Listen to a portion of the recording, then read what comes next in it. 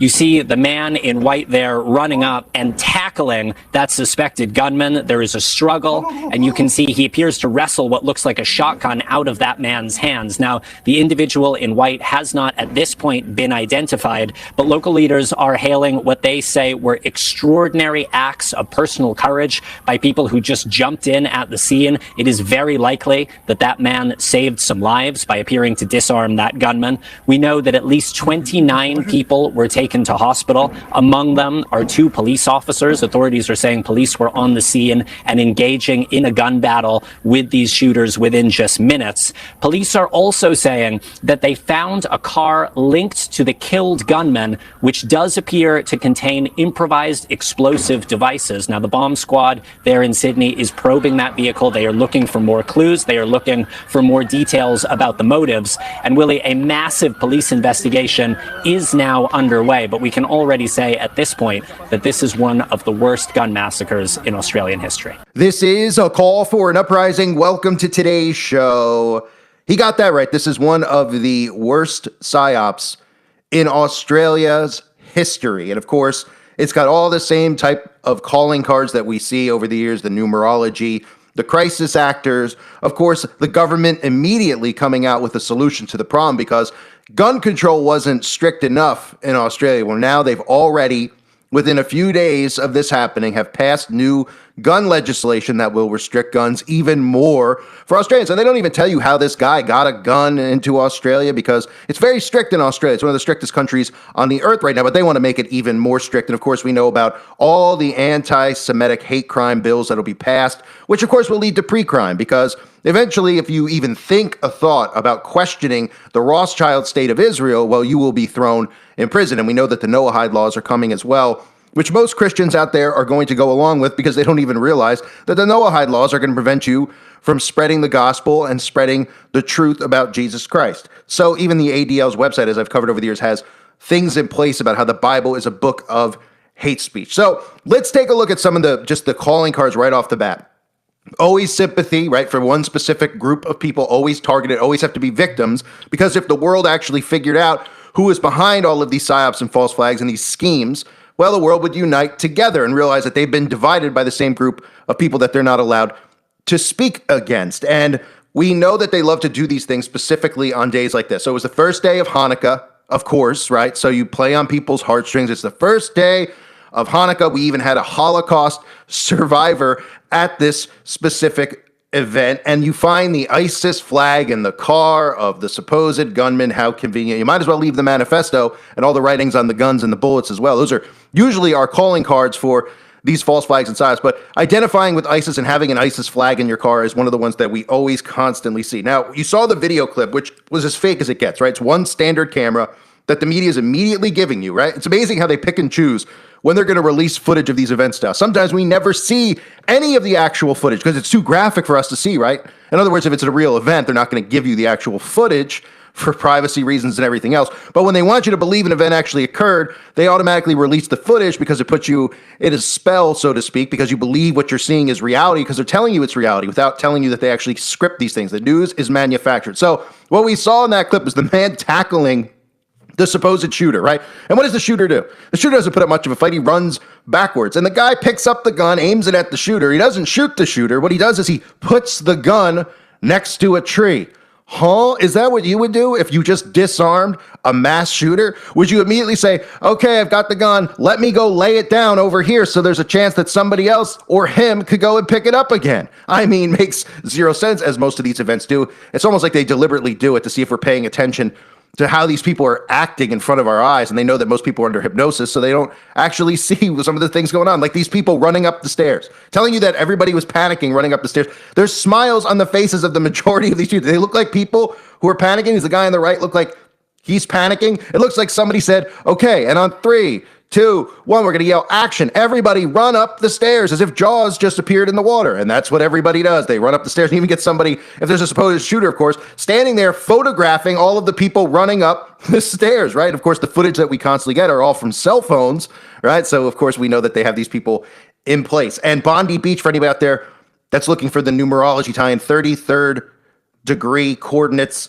for Bondi Beach. Bondi Beach had the Bondi Junction stabbings about 2 years ago. You might recall that. I talked about it at the time because they're trying to also pass strict knife laws in Australia. I kid you not. They don't even want you cutting with a knife inside of your home, cutting a stick of butter. They want to prevent all those types of things because everything is a weapon and everything is dangerous. And eventually they'll just want you to walk around with your hands tied behind your back because they'll convince people that your hands are a deadly weapon, which in some cases people do have, pretty good fighting skills, so they could be used as a weapon. But this is what they continue to do. So we have the Bondi Junction stabbings, again, 33rd degree coordinates. Then we have these supposed shootings on Bondi Beach at the 33rd degree coordinate. And remember, folks, okay, the Mossad carries these events out for multiple reasons. They're going to pass these hate crime laws, and these hate crimes are going to turn into thought crimes. Everyone's going to agree hate crimes are targeting these people, right? They go to synagogues, they go to this event on Hanukkah, right? Of course, because it's about one specific group of people that you're not allowed to ever question. And don't forget, the Mossad openly talks, as they did on 60 Minutes, about how the world is their stage. And this is how problem, reaction, solution works. They create the news, they manufacture the stories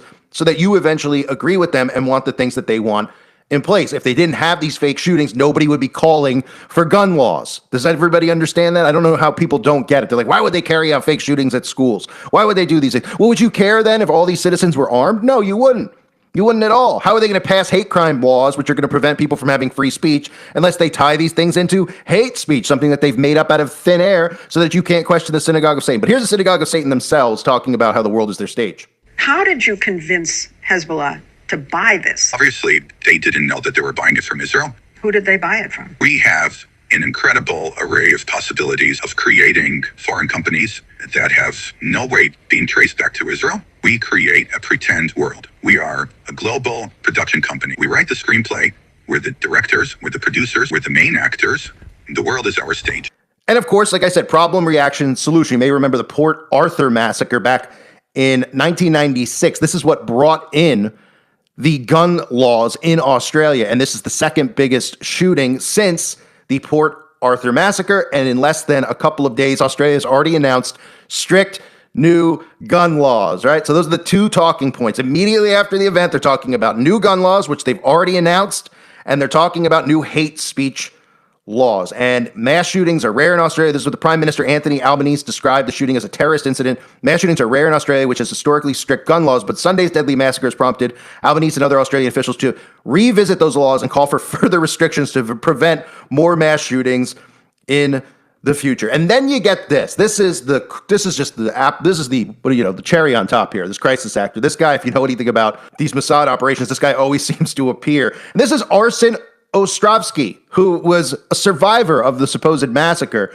And as I'm sure all of you would do if somebody was shooting at you or stabbing you or anything where you end up looking like this, supposedly, you take a selfie, right? Because you got to prove that you were there. I mean, why would anybody on earth take a selfie? This is his MO. He takes a selfie because these guys are trained in mind control operations. So they take pictures of themselves at these events, supposedly, so that people look at it and they say, he was there. He was really there, right? These are not natural behaviors. Those are things that we all need to pay attention to. When people are not behaving naturally, you can't make an excuse for them and say, well, they're in a panic. Some people behave differently, right? Like we saw with the Erica Kirk situation. There's all these people who are in on these events. They always portray this very bizarre, non-normal behavior. And taking a selfie, if you're at a massacre where 15 people were killed and people around you are supposedly dying, is not natural. I mean, this is borderline Robbie Parker stuff, who, of course, has always been everybody's, one of the top crisis actors out there. But this guy, Arsen Ostrovsky, might take the cake this year. I don't think we're going to have a crisis actors Oscars on my website. Well, I guess we will, but we already know who has won that prestigious award. And this is a picture that's floating around. This is another problem we're going to run into, okay? Is that with AI, everybody, if they, they're already pre-programmed, right? So if you're pro-Israel, which to me is incredible that, Christians are falling for this with all the scripture about the synagogue of Satan, those who claim to be it or not, but they do because of the 501c3 churches, but they're already programmed in to side with one side, just like the others are programmed in, right? The left is programmed in to side with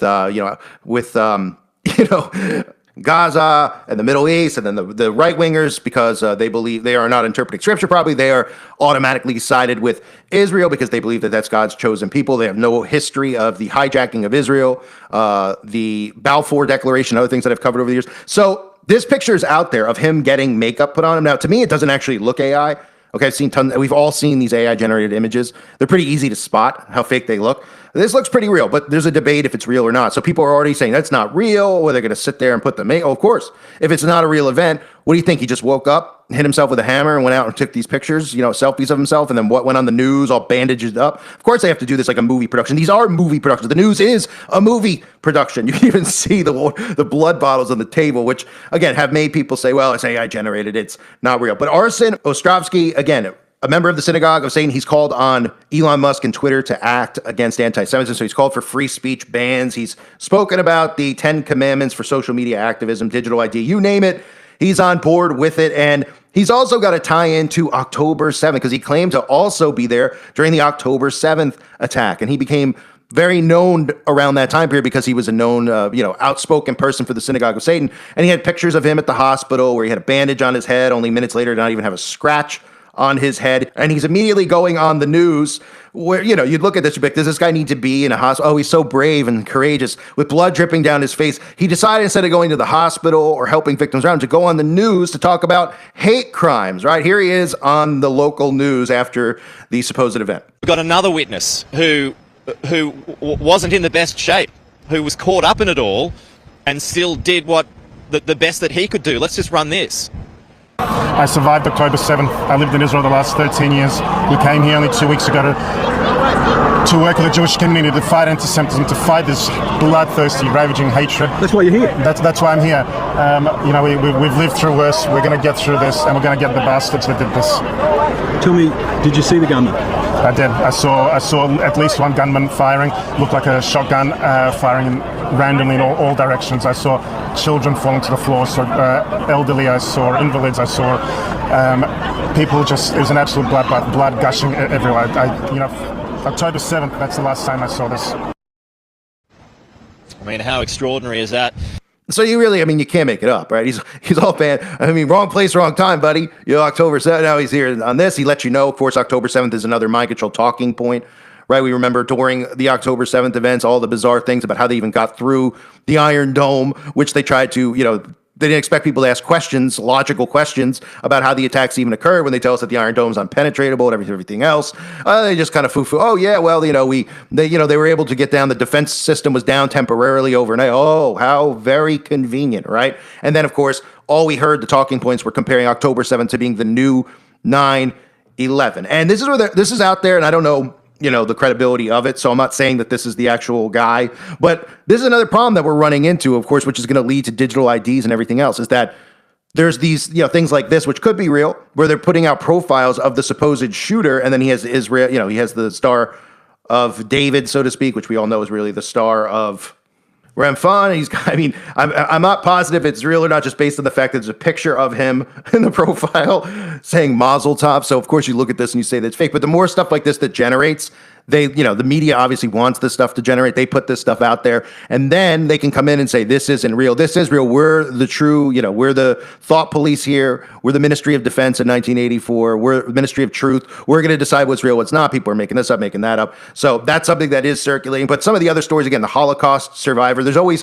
a tie-in with these, right? They just keep, these people are like, over 100 years old. He's 87. He endured anti-Semitism his whole life. He survived the Holocaust, but he died at this event. That's another little tie-in that they do. They don't want you to ever forget that story, so to speak, right? So they give you a background on him. And we know what's coming from this, right? This is leading to more hate speech laws. Trump already put in executive orders which urge universities to monitor and report protesters and student visas. We see other countries that are passing more and more hate crime laws and gun laws as well. They don't expect, I think, to get these gun laws in America, but I think what they expect are the red flag laws. So this is how pre-crime works, right? If you're online, like say a video like this, I'm talking about the Synagogue of Satan. I'm talking about the news being simulated and fake, and they're training people to think that this is hate speech. I'm not targeting any specific they're just saying that this is hate speech. He's talking about this specific group. Oh, this is hate speech. And they want to be able to flag you ahead of time and say, look, this guy's talking about this online. He, because of red flag laws, he is somebody that we deem dangerous. He's not allowed to own a gun. We'll come and take his guns, or we will never allow him to buy a gun if he doesn't have one in the first place. And that's what this is all about. It's about thought police, what you're saying online, what forums you're in, what websites you're looking at, them being able to police you. And of course, it's all about questioning the Synagogue of Satan. That's what it's about. That's why you can't talk about blood libel. That's why you can't talk about many of these stories that we all know about through human history that some of us may question, like the supposed number of people that were supposedly killed. And then we ask questions, say, how come we don't hear about the Armenian genocide or any of these other genocides that have occurred where many more people have been killed, right? And then they say, well, that's hateful that you would even say that you would even bring attention to yourself over bringing attention to us. But I mean, this is as bogus as it gets. You don't even need to see a video on it. You should automatically know that these are specific events that they're creating to bring in hate speech, hate crime laws to make them more strict. Then, of course, to start bringing in the Noahide laws as well. And we know gun restriction is going to be a big thing, but in America specifically, it's going to be about those red flag laws. But in countries like Australia, they can just come in and take everybody's guns. That's what they've already done. They're already doing it. Imagine in America if we actually went forward with one of these things like 2 days after a school shooting where there's like, okay, there's new gun restriction laws. Right? They don't do it here because they get pushback here in America. They know they're not going to be able to disarm the country, but what they're going to be able to do is convince conservatives that, well, these types of ideologies lead to hate crimes, and they're already doing it with the trans shooting. Right? They're trying to convince conservatives that red flag laws are needed because of crazy trans people and crazy anti-Semites, and then they agree to it, and then they don't realize that when they're delving into conspiracy and things like that online, that's going to lead to the government saying that you have mental health problems and that you can't own a gun. So, I mean, these events are just, I mean, you look at the guy taking the selfie. I mean, what more do you need to see? 5 minutes after the event, you have RT posting that on Twitter where, oh, he's a Jewish community leader. He's among the ones injured. Nobody's going, why is he taking a selfie? Oh, anybody? Creeped. I mean, how they get away with these things. And, when you see the victims of supposed shooting running upstairs, everyone's smiling, and nobody thinks to themselves that they could be carrying this out as like remember the show Punk'd, right? Does anyone remember that show or shows like it? There was other shows in the 80s like it, but you're talking about a show where they're like, okay, we're going to get this guy. So everybody around him is in on it, right? These are all actors around him. He doesn't know that they're actors, and then they're all going to mess with him, right? But he's going to think it's real because he's in a real life situation, right? Well, that's what these things are. It's like filming a movie, but you don't know that people are in on it, and then you watch it on the news because you're told the news is real, and then you believe that it's real. But like I said earlier, the reason they carry these out is because you're not going to ever care about gun laws unless you see these events. Democrats, these people who are so anti-gun, would never, ever be screaming anti-gun unless they carried these events out. If they didn't, they go, oh, I don't really care. What's the guy going to, he owns a gun, let him own a gun. It's not a problem to me. So they carry these events out so that you want the change. It's problem, reaction, solution 101. I thank everybody for being here. I hope you're all doing well. God bless you and your families as always.